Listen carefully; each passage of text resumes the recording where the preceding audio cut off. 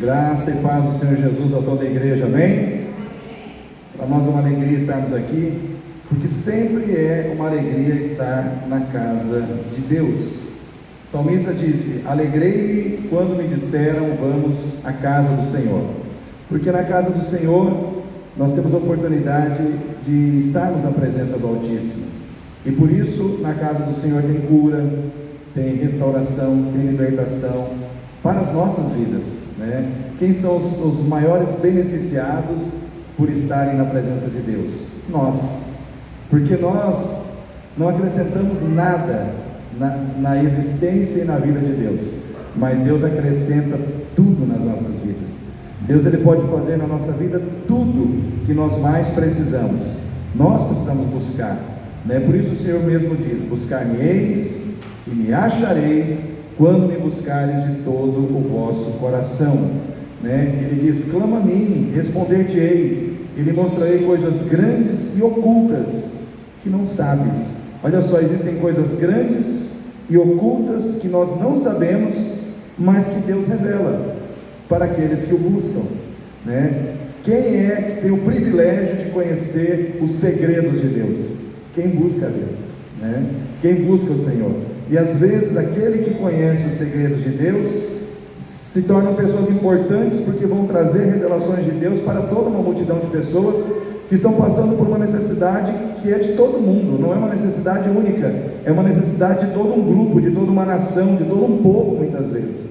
E isso aconteceu com José, né? José estava lá no Egito, havia ali um faraó que teve um sonho de 7 vacas gordas, 7 vacas magras, depois espigas cheias de milho, depois espigas secas, vazias, e ele não soube interpretar o que era aquilo, mas Deus revelou ao coração de José aquele sonho, revelando que haveriam 7 anos de fartura e depois 7 anos de escassez total de alimentos na terra. E o que aconteceu? Aquele homem que tinha o segredo de Deus foi colocado como governador do Egito. Então, muitas vezes, estar perto de Deus, conhecer os segredos de Deus, ter ciência da vontade de Deus, faz de você uma pessoa relevante, faz de você uma pessoa preciosa na terra, no sentido de trazer soluções de Deus, olha só, de trazer soluções de Deus à vida de muitas pessoas. Então, queridos, eu quero, resumindo, você não perde por estar aqui, você só ganha por estar aqui nessa noite. Eu quero começar aqui o nosso culto lendo aqui no Evangelho de Mateus, capítulo 26, versículo 31, o momento quando Jesus está com seus discípulos, os momentos finais que antecedem vamos dizer assim, o tempo dele antes de ser preso, depois de ser levado para ser crucificado, morto e depois ressuscitar, enfim, são os momentos finais, vamos dizer assim, da caminhada do ministério de Jesus aqui na terra. Um pouco antes dele entrar no Getsemane, nós vamos começar a ler, e aí nós vamos ler já quando ele entra no Getsemane com seus discípulos. Então diz assim, versículo 31 do capítulo 26 de Mateus: então Jesus lhes disse: todos vós esta noite vos escandalizareis em mim, porque está escrito: ferirei o pastor e as ovelhas do rebanho se dispersarão. Mas depois de eu ressuscitar, irei adiante de vós para a Galiléia. Mas Pedro respondendo disse-lhe: ainda que todos se escandalizem em ti, eu nunca me escandalizarei. Disse-lhe Jesus: em verdade te digo, que nesta mesma noite, antes que o galo cante, 3 vezes me negarás. Disse-lhe Pedro: ainda que me seja necessário, ou mister, morrer contigo, não te negarei. E todos os discípulos disseram o mesmo. Então chegou Jesus com eles a um lugar chamado Getsemane, e disse a seus discípulos: assentai-vos aqui, enquanto eu vou além orar. E levando consigo Pedro e os 2 filhos de Zebedeu, começou a entristecer-se e a angustiar-se muito. Então lhes disse: a minha alma está cheia de tristeza até a morte, ficai aqui e velai comigo. E indo um pouco mais adiante, prostrou-se sobre o seu rosto, orando e dizendo: meu Pai, se é possível, passa de mim este cálice, todavia não seja como eu quero, mas como tu queres. E voltando para os seus discípulos, achou-os adormecidos, e disse a Pedro: então nem uma hora pudestes velar comigo? Vigiai e orai, para que não entreis em tentação. Na verdade, o espírito está pronto, mas a carne é fraca. E indo segunda vez orou, dizendo: Pai, se este cálice não pode passar de mim sem que eu beba, faça-se a tua vontade. E voltando, achou-os outra vez adormecidos, porque os seus olhos estavam pesados. E deixando-os de novo, foi orar pela terceira vez, dizendo as mesmas palavras. Amém, igreja?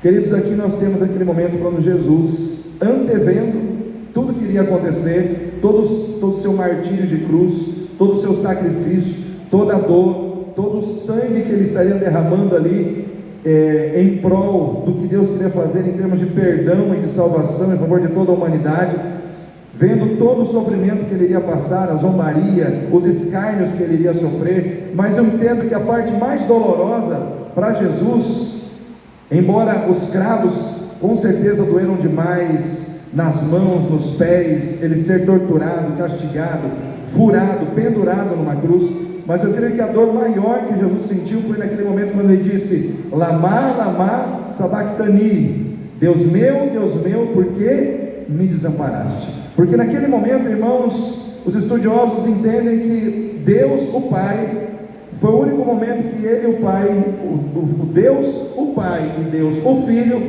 tiveram um rompimento ali. É como se o Pai, naquele momento, não estivesse com o Filho. Ele precisou estar sozinho, levando sobre si toda a dor, todo o pecado que estava sobre nós, toda a condenação que estava sobre nós. Porque, irmãos, o Filho, o Pai e o Espírito Santo são inseparáveis, mas naquele momento na cruz é como se Jesus tivesse ficado sozinho para suportar tudo que estava sobre você, sobre mim, sobre toda a humanidade, em todas as épocas. Então Jesus, ele suportou uma dor tão atroz, que nós não temos, irmãos, como descrever o sofrimento que o nosso Salvador passou por mim, passou por você naquela cruz. Mas antes dele passar pela cruz, ele passou pelo Getsemane. E aqui, irmãos, eu quero destacar aqui a pessoa de Jesus e a pessoa de Pedro. E eu quero destacar aqui um tema para nós pensarmos: o crente vitorioso ou o crente vacilante? A escolha é sua. Vou repetir: o crente vitorioso ou o crente vacilante? A escolha é sua. Vacilar é titubear, vacilar é não ir em frente, vacilar é parar no meio do caminho quando deveria avançar. E aqui nós temos, irmãos, Jesus, que representa o crente vitorioso, porque foi aquele que foi até o fim. Ele foi até o fim, ele chegou onde ele tinha que chegar. Foi com luta, foi com dor, foi com sofrimento, foi com renúncia, foi com a noite inteira orando ao Pai, mas chegou. Pedro representa o crente que disse que jamais iria negar Jesus. Não vou te negar, Jesus. Mas na hora H negou Jesus? Vacilou ou não vacilou? Irmãos, foi vacilão ou não foi o Pedro? Foi. E aqui nós temos que entender que muitas vezes isso se encaixa na nossa vida. Nós podemos ser um crente vitorioso, a exemplo de Jesus, ou nós podemos ser um crente vacilante, a exemplo de Pedro, né? E o que faz, o que causa a diferença, o que difere um do outro? O crente vitorioso, primeiro, irmãos, o crente vitorioso é aquele que, diante das revelações de Deus, de um tempo de dor, de sofrimento, de sacrifício que está sendo descrito que virá à sua frente, ele se prepara. O crente vacilante não se prepara. O crente vitorioso, ele se prepara para enfrentar as dificuldades relacionadas a tudo aquilo que a palavra profética de Deus revela. Porque Jesus, ele começa esse diálogo com os discípulos no versículo 31 dizendo: está escrito, ferirão o pastor e as ovelhas dispersarão. Está escrito que eu serei preso.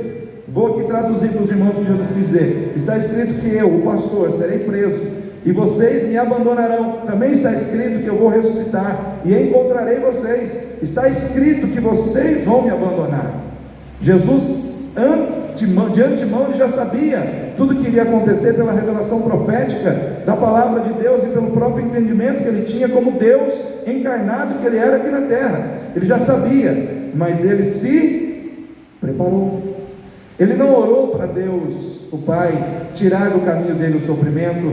Ele não orou para Deus, o Pai, tirar do caminho dele o sacrifício. Ele não orou a Deus, o Pai, para tirar diante dele a dor, tudo aquilo que ele iria passar. Ao invés de ele fazer isso, ele se preparou para enfrentar as situações que viriam. E o Pedro? O Pedro também teve a mesma revelação, porque Jesus contou para ele. Ou seja, ele também tinha ciência, ele também tinha entendimento das coisas que iriam acontecer, mas ele não levou a sério. Sabe o que é o problema de muitos crentes na igreja, irmãos? Não é a falta de conhecimento bíblico, é a incapacidade de levar a sério aquilo que está sendo revelado através da palavra. Tem muita gente que ouve, entra por aqui e sai por aqui. Nós vemos uma sociedade que ela está sendo ensinada muito mais a duvidar do que a crer. Sim ou não? Vou dar um exemplo aqui do Larson na quarta-feira. Ele falou assim que, falando lá do sul, ele viu numa mídia que não estava tendo problema com os caminhões, que os caminhões não estavam tendo problema dos caminhões passarem com alimento, com remédios, com isso, com aquilo. Aí de repente ele foi numa outra mídia, ele estava numa outra notícia assim, contrária, um informando de um jeito, outro informando de outro jeito. Aí você não sabe aonde está a verdade, onde é que está a mentira.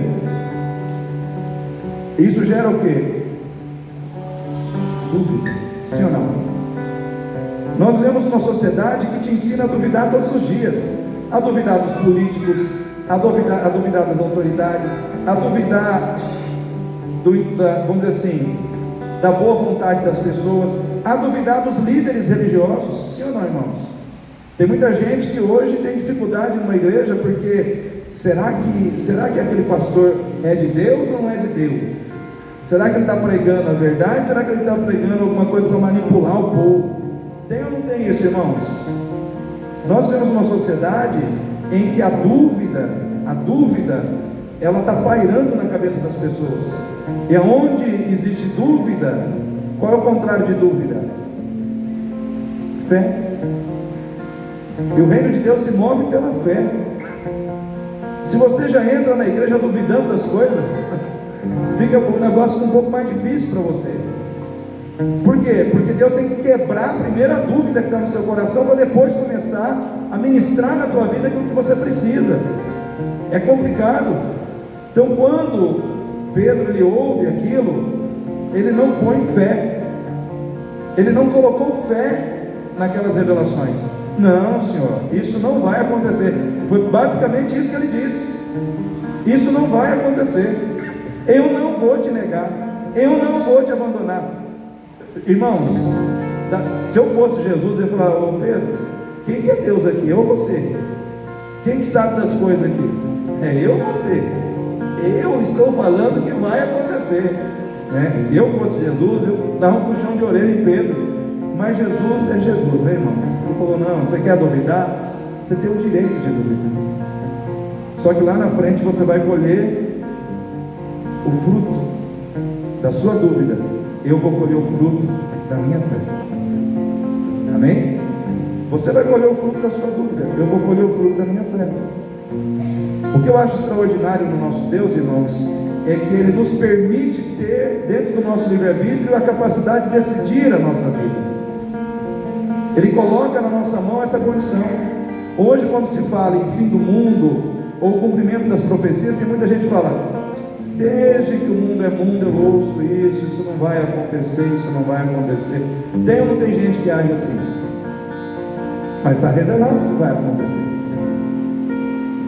Está revelado que Jesus, o mesmo Jesus que veio, que morreu, ressuscitou, e Ele ressuscitou porque não existe arcada, né, vamos dizer assim, de ossos dele, não existe o corpo dele aqui na terra.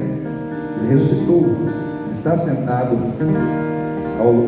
à destra do trono de Deus. também está revelado que esse mesmo Jesus que morreu, ressuscitou, subiu aos céus, ele vai voltar para levar a sua igreja. E está revelado que antes de Jesus voltar, muitas coisas aconteceriam na terra. A corrupção moral, ela se alastraria como um câncer em toda a terra. O amor de muitos se esfriaria. O coração do homem se tornaria perverso. Os homens seriam mais amantes de si mesmos, dos prazeres do mundo, do que amigos de Deus. Detratores, inventores de males, arrogantes, orgulhosos.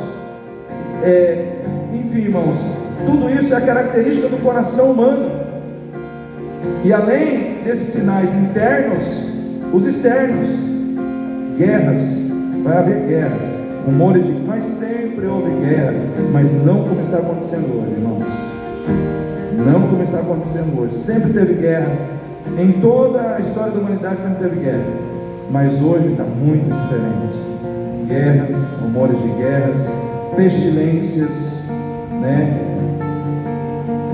tragédias ambientais, calamidades. Irmãos, tudo está acontecendo de uma maneira assim muito diferente do que já aconteceu no passado.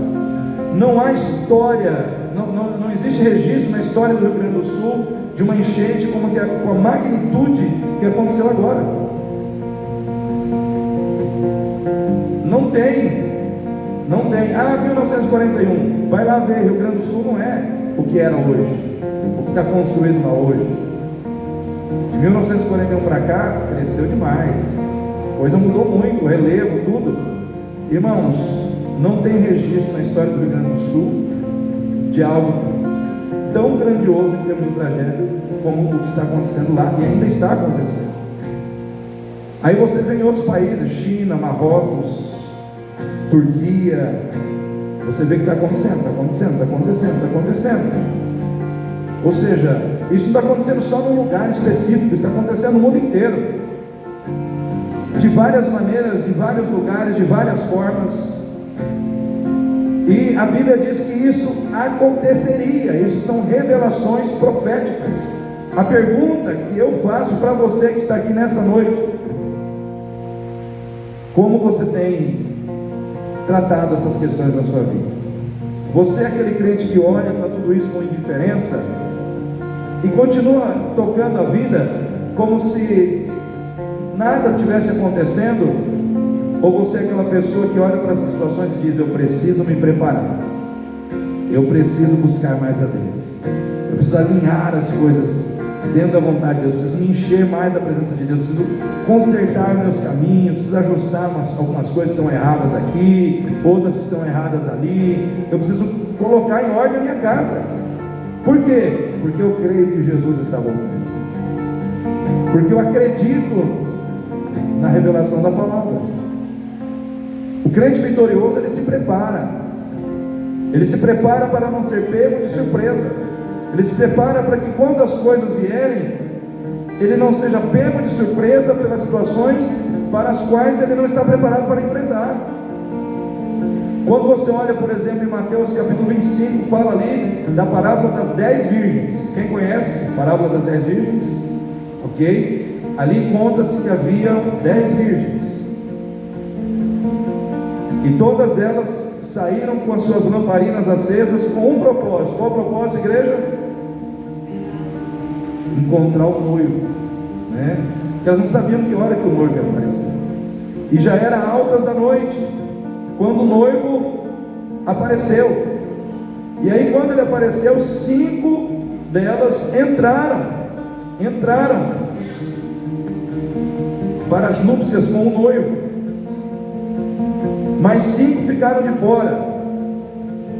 A pergunta é: por que aquelas 5 ficaram de fora? Qual é a palavra? Uma palavra só que descreve o que deixou aquelas 5 virgens de fora daquele momento nupcial real. Você lembra, Thaís? Uma palavra. Começa com in, termina com eis.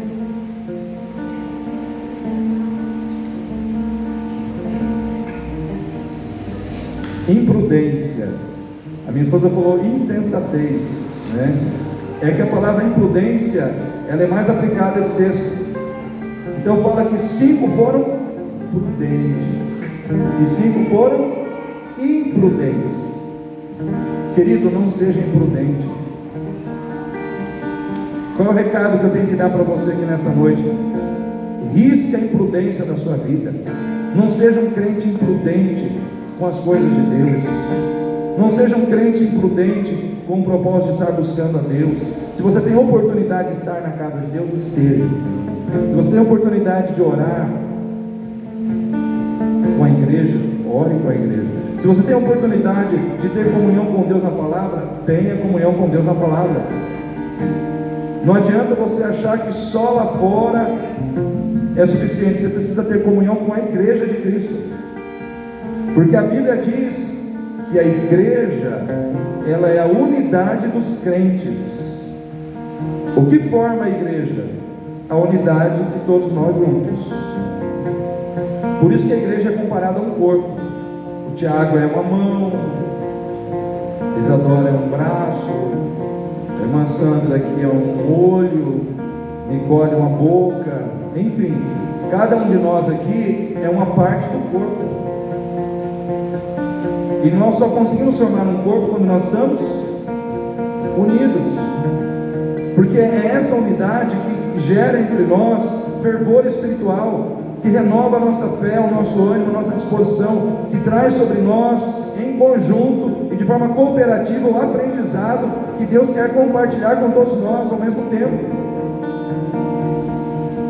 Não existe, irmãos, nenhuma mãozinha andando sozinha, a não ser na família Adams, né? Não existe uma mão que anda sozinha e vive. Se você achar que você é um crente que pode viver sem igreja lá fora, você é a mãozinha da família Adams. Só existe no desenho animado. Na vida real você morre. Se você cortar um membro do corpo e deixar lá fora, tem um tempo determinado, não oxigena, não passa o sangue ali, aquele membro se perde. Ele morre, porque ele precisa estar conectado no corpo. Então nós precisamos entender, irmãos, que é preciso ter prudência para não ficar para trás. É preciso ter prudência para enfrentar as dificuldades do tempo presente. A prudência de enchermos a nossa vasilha de azeite. Porque o que acontecia ali? Aquelas virgens, elas tinham que carregar uma lamparina acesa, e o combustível daquela lamparina acesa era o azeite, o óleo. Porque naquela época não tinha luz elétrica, né? A luz daquela época era lamparina com óleo. Quem aqui já morou em fazenda? Quem já carregou lamparina com querosene? Eu já morei em fazenda, eu já morei na beira do rio Aquidauana. Chovia os bagres dentro da casa, não precisava nem pescar, era só você esperar, né, que eles vinham. Mas eu lembro da lamparina querosene, né?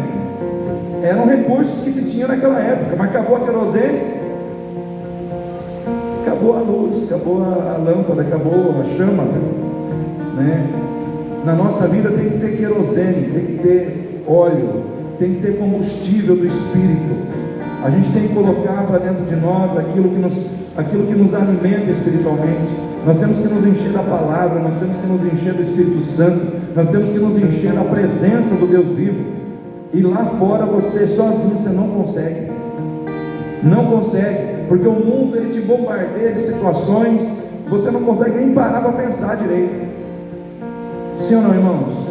Irmãos, para mim sentar, ler a Bíblia e buscar e estruturar uma palavra, um sermão para pregar para vocês, às vezes eu tenho que ficar brigando com o trânsito, com o vizinho que coloca lá um funk, um barulho ali, outro aqui. Irmãos, é difícil. É difícil. Parece que vamos dizer assim, o mundo ele tem um barulho constante para tirar sua concentração, para roubar a sua capacidade de se concentrar naquilo que você precisa pensar, refletir. naquilo que Deus quer de você. Mas aqui nesse momento, nós estamos aqui, agora, nesse momento, ninguém está nos atrapalhando. Aqui é o momento em que você tem para ouvir a voz de Deus. Se o pregador é de Deus, ele vai falar de Deus para você. Tomara que eu seja esse pregador em nome de Jesus, né? Mas como você reage diante das revelações? Tantas coisas acontecendo, tanta catástrofe acontecendo, e você vivendo a vida, cuidando só das coisas da carne, só pensando em viajar, só pensando em curtir a vida. Será que esse é o propósito de Deus para a sua vida hoje? Será que pensar assim não é você pensar pequeno em relação à sua vida espiritual, em relação ao projeto que Deus tem para a sua vida hoje como cristão? Será que pensar só em adquirir, em ter bens, em curtir, será que pensar assim não é ser um pouco egoísta? E ser egoísta não tem a ver com ser cristão. Ser cristão é estar naquele que doou o seu tempo, a sua vida, o seu sangue, tudo por nós numa cruz. Ser cristão é ser como aquele que podia estar no céu, no conforto do céu, na glória do céu, mas ele abriu mão de tudo isso e desceu para ser humilhado, zombado, ridicularizado. Ao invés de ele pensar que ele iria sofrer, ele preferiu pensar no que nós iríamos sofrer se ele não sofresse. E muitas vezes nós não estamos tendo essa capacidade de colocar o sofrimento do outro acima do nosso. Às vezes você nem está sofrendo, mas você quer dizer que está sofrendo. Você nem sabe o que é sofrimento. Tem muita gente sofrendo muito mais do que você, mas você quer colocar o seu sofrimento como se fosse o pior de todos os sofrimentos humanos. É assim que muitas vezes está acontecendo com muitas pessoas. Um crente vitorioso ou um crente vacilante? Como você tem? Se Deus fosse olhar para você hoje, ele encontrar em quem você? Um crente vitorioso que segue a Cristo, ou um crente vacilante que está seguindo os passos de Pedro, né? Recebendo revelações, recebendo palavra de Deus, recebendo aquilo que Deus está te entregando, mas não está colocando fé. Você não peca porque não tem conhecimento, você não peca porque não leva a sério o que você sabe acerca da palavra de Deus. Irmãos, nós vivemos uma sociedade que nos ensina a duvidar. Eu pretendo domingo à noite falar um pouco sobre isso. Quem já ouviu falar de René Descartes? Esse camarada tem muito a ver com esse tipo de pensamento nos dias de hoje. Quem já ouviu falar de teologia liberal? Esse camarada tem muito a ver com esse negócio de teologia liberal nos dias de hoje. O que nós vivemos no presente muitas vezes é fruto do que aconteceu no passado. E isso vem caminhando ao longo dos tempos e vem influenciando a maneira das pessoas pensarem e se relacionarem com o sagrado, se relacionarem com Deus. Essa tal de teologia liberal, irmãos, é uma tacada violenta que o diabo deu no meio da igreja e contaminou muitos pastores, inclusive pastores batistas. Eu não tenho medo de falar, eu sei que vai aparecer ali. E o pastor batista que se sentiu incomodado comigo, conversa com Deus. Mas infelizmente no nosso meio batista tem pastores contaminados com teologia liberal ou liberalismo teológico. Mas isso é assunto para domingo, né? Isso é assunto para domingo. Mas hoje, crente vacilante ou crente vitorioso?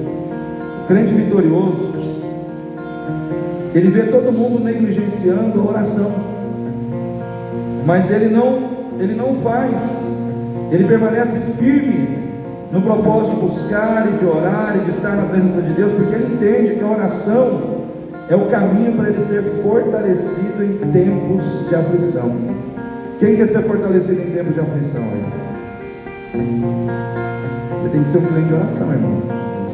Não tem outro remédio para tornar o crente forte que não seja oração. A receita é oração 3 vezes ao dia, né? De manhã, de tarde, de noite. Está fraco, ora. Está bambeando, ora. Está pensando em desistir? Ora mais um pouco. Está pensando em abandonar a cruz? Ora mais um pouquinho. Está pensando em não tomar o cálice que Deus te deu para tomar? Ora mais um pouco. Por quê, irmãos? Porque quando Jesus passou pelo Getsemane, todas essas situações passaram na mente, no coração dele. Porque nós temos que entender que Jesus não tinha pecado, amém? Mas ele tinha um corpo de carne. Ele experimentou a natureza carnal e humana. Ele experimentou o que nós experimentamos quando estamos diante de situações que vão trazer dor e sofrimento à nossa carne. Ele experimentou o sentimento de desistir, de pular fora, né? De não fazer o que Deus queria, mas o que a carne queria. Mas como é que ele venceu? Orando. Eu digo assim, irmãos, no deserto Jesus venceu Satanás. Usando o quê? Usando a palavra. Mas no Getsemane Jesus venceu a carne através da oração. O diabo tem que vencer na palavra, mas você tem que vencer você orando. Será que você já se venceu? Uma pergunta que eu quero deixar para você: será que você, crente que está aqui nessa noite, você já venceu você? Se você muitas vezes está atrapalhando você mesmo, você precisa orar. Às vezes o seu coração briguento, às vezes o seu coração inclinado, né, para uma direção que Deus não se agrada, precisa ser vencido na oração. Às vezes o seu coração desistente, sabe aquela pessoa que começa e no meio do caminho ela desiste? Isso são pessoas desistentes. É aquela pessoa que ela se acostumou a chegar no meio do caminho, quando chega naquele trecho, ela para e ela volta. Para você ir até o fim, você vai ter que orar. Você vai ter que orar. Você vai ter que buscar. Você vai ter que entrar na presença de Deus e buscar em Deus a força que você não tem. O que Jesus nos ensina, irmãos? Que muitas vezes nós, por mais íntimos que sejamos de Deus, existem momentos na nossa vida que roubam a nossa força, que roubam a nossa alegria, que roubam a nossa disposição de ir adiante no plano que Deus estabeleceu para nós. E quando Jesus ele fala aqui, eu fico maravilhado com as palavras do Senhor, porque Jesus ele não tem vergonha de dizer o que ele sente. Ele diz assim: então lhes disse, a minha alma está cheia de tristeza até a morte, ficai aqui e velai comigo. No 37 diz assim: levando Pedro e os 2 filhos de Zebedeu, começou a entristecer-se e a angustiar-se muito. A gente cria uma imagem de Jesus como um super que não sente nada, não sente tristeza, não sente angústia. Jesus sentiu angústia, Jesus sentiu tristeza. Muitas vezes você sente tristeza, sim ou não? Muitas vezes você sente angústia. Ah, mas eu não posso falar porque eu sou crente. Não, porque você é crente, você tem que falar que você está triste, que você está angustiado, que o seu coração não está feliz com aquela situação. Você tem que colocar para fora, você tem que desabafar, você tem que colocar isso nas mãos de Deus. Dizer: Senhor, eu estou triste, eu estou angustiado, mas eu não vou desistir. Estou na tristeza, estou na angústia, mas isso não vai me fazer parar de caminhar no teu plano. Crente pode sentir tristeza, crente pode sentir angústia. O que você não pode deixar é que a tristeza e a angústia domine o teu coração. Amém, igreja? Fala para o seu irmão aí: você pode ficar triste.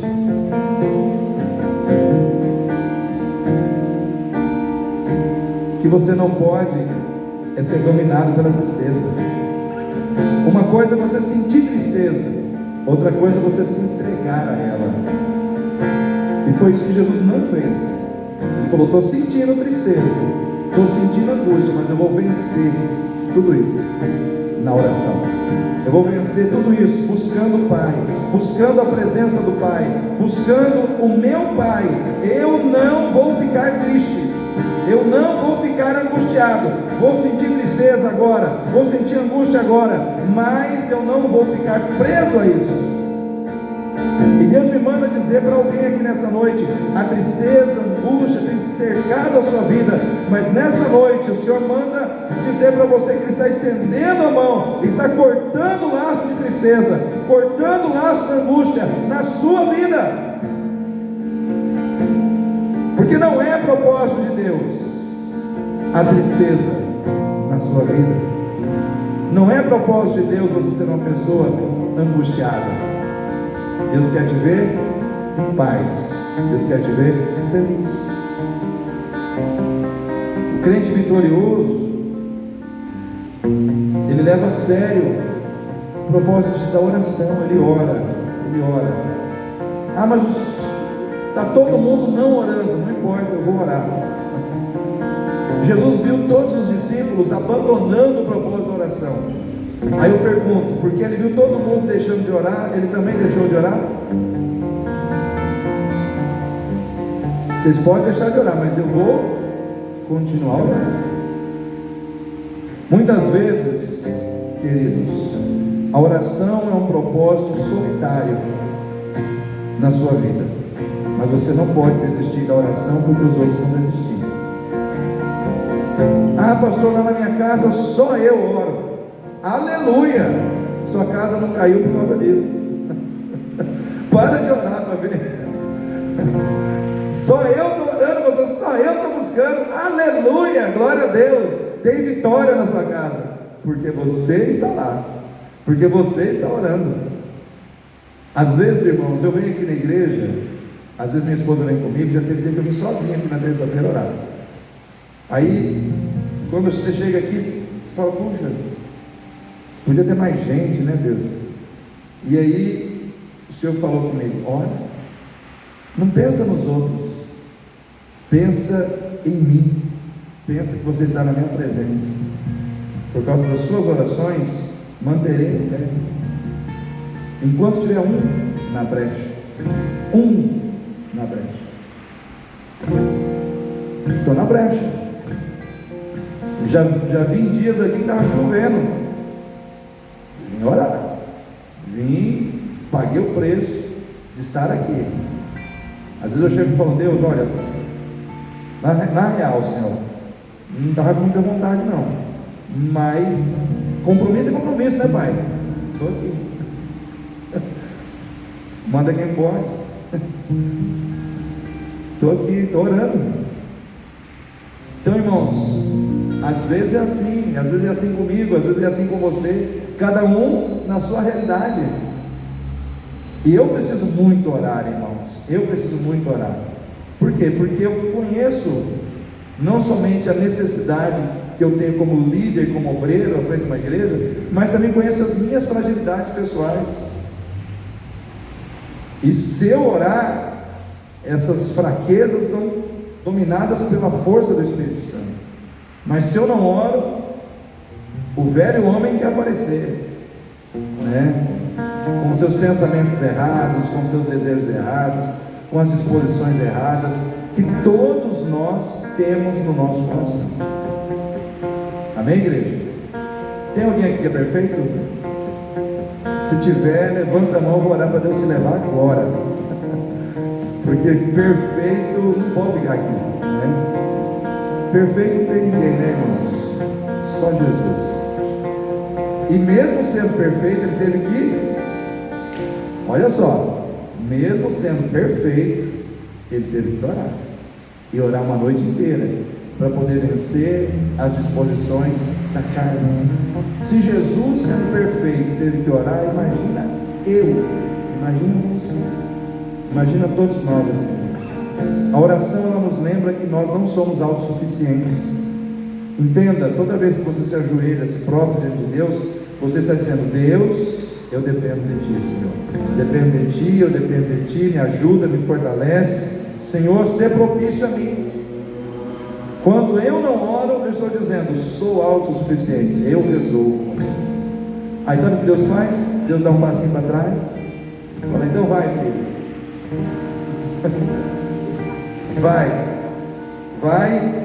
e quebra a cara, quebra o nariz, mas aqui eu estou aqui para consertar depois, né? Muitas vezes é assim, irmãos. Uma das piores atitudes do ser humano contra Deus é a altivez de espírito, arrogância, de achar que pode fazer tudo sem se preocupar se Deus está aprovando ou não o que ele está fazendo. E isso tem levado o ser humano à ruína e tem trazido a ira de Deus em muitos ambientes, em muitos lugares. O que quer? Não, irmãos, muitas vezes existem pessoas que são mais arrogantes que outras, sim ou não? Sim ou não, irmãos? E a Bíblia diz que o humilde Deus conhece de perto, mas ao soberbo Deus conhece de longe. Então, vale a pena ser humilde, vale a pena, reconhecer que você depende do Senhor. O crente vitorioso, ele leva a sério a lei da semeadura. Ele semeia no seu relacionamento com Deus aquilo que ele quer colher. O que você quer colher no seu relacionamento com Deus? O que Jesus semeou? Jesus semeou dependência de Deus em oração, renúncia da vontade da carne, dedicação a Deus. E o que ele colheu? Força, poder para vencer. Tudo que você planta, você colhe. A lei da semeadura é implacável, porque, irmãos, não tem como você negligenciar essa lei. O que o homem semear, diz a palavra de Deus, isso ele também ceifará. Se você semear o que é bom, você colherá o que é bom. Se você semear o que é ruim, você será obrigado a colher o que é ruim, fruto daquilo que você semeou. O que Pedro semeou? Preguiça, indiferença, cuidado com os interesses da carne, desânimo. E o que ele colheu? Fraqueza espiritual e abandono da fé. Negou a Cristo 3 vezes. A minha pergunta para você é: o que você tem colhido em relação àquilo que você tem plantado? O que você tem colhido na sua relação com Deus? Quais têm sido que fruto você tem colhido daquilo que você tem plantado no seu relacionamento com o Senhor? Isso revela muitas vezes se você está sendo vitorioso ou vacilante em algum aspecto da sua vida.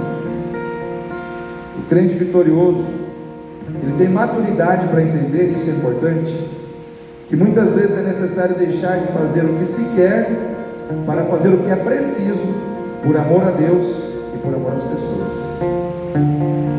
Pessoas maduras, elas deixam de fazer o que elas querem para fazer o que é preciso por amor a Deus e às pessoas. Chegou um momento, irmãos, que a vontade da carne que estava no coração de Jesus não queria que ele fosse para a cruz, mas só que espiritualmente ele sabia que era preciso, por uma questão de amor a Deus e por uma questão de amor a todos nós. Imagina se Jesus não fosse para a cruz, irmãos. Nós não tinha culto hoje. Nós estamos aqui porque ele foi, ele fez o que é preciso. Às vezes é preciso dentro da nossa casa a gente desligar uma televisão para ler a Bíblia, sim ou não? A nossa carne não quer. Às vezes é preciso a gente deixar de ir numa festa para estar na igreja, orando, buscando a Deus. A carne, ela quer ir para a festa, ela quer ir para um lugar, né? Não estou falando que seja pecado, irmãos, estou falando que existem momentos em que a gente tem que abrir mão de algo que a carne quer para fazer aquilo que é preciso, porque o que você precisa é muito mais importante do que aquilo que você quer. Às vezes é preciso, dentro de um lar, num casamento, que você ceda em relação a algumas coisas ao seu cônjuge. Você não quer, a sua carne não quer, mas é preciso para que o casamento sobreviva. Sim ou não? Porque se você não fizer o que é preciso, e você só fizer o que você quer, usando a linguagem popular, vai para o vinagre. A coisa acaba, a coisa arrebenta. O casamento vai por água abaixo. Muitas vezes nós temos que deixar de fazer o que queremos para fazer o que é preciso. É preciso que você esteja aqui hoje. Talvez não é o que você queria, ou o que a sua carne queria, mas é preciso. É preciso você receber essa palavra hoje. Por que o Senhor diz isso? Porque você está aqui. Porque se você não estivesse aqui, eu diria, essa palavra não é para você. Porque Deus só prega para quem está naquele ambiente onde Ele está pregando. Então, se você está recebendo essa palavra, é porque você precisa dela. Você precisa do que está sendo pregado. Você precisa do que está sendo ensinado. Então, muitas vezes, o servo vitorioso, ele, não, o que eu queria era isso, mas o que é preciso é isso, eu vou ficar com o que eu preciso. E aí você ganha com Deus, você promove vitória na sua vida, na vida de outras pessoas, no reino de Deus. Amém, igreja?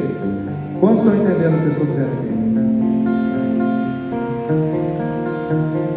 Por fim, irmãos, o crente vitorioso, ele é cúmplice.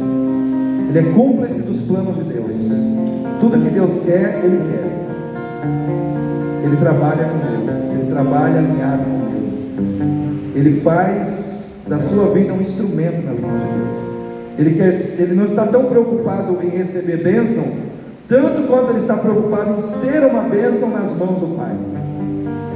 Quem quer ser uma bênção nas mãos de Deus aí? Alinha a sua vida. Jesus era cúmplice de Deus. Deus tinha um plano de salvação. Jesus falou: pode contar comigo, eu vou contigo até o fim. Somos cúmplices nesse plano. O crente vacilante não. Ele pula fora, ele abandona, ele nega, né? Por quê? Porque ele é vacilante. Jesus não. Tem dor, tem sofrimento, tem sacrifício, mas eu vou até o fim, porque eu sou cúmplice do Pai, sou cúmplice de Deus nos seus planos. Quem recebe essa palavra aí? Fique em pé nesse momento. Coloque-se diante de Deus agora. Vou pedir para a Thaisa vir aqui, dar um corte de novo, para separar as duas partes aí, né?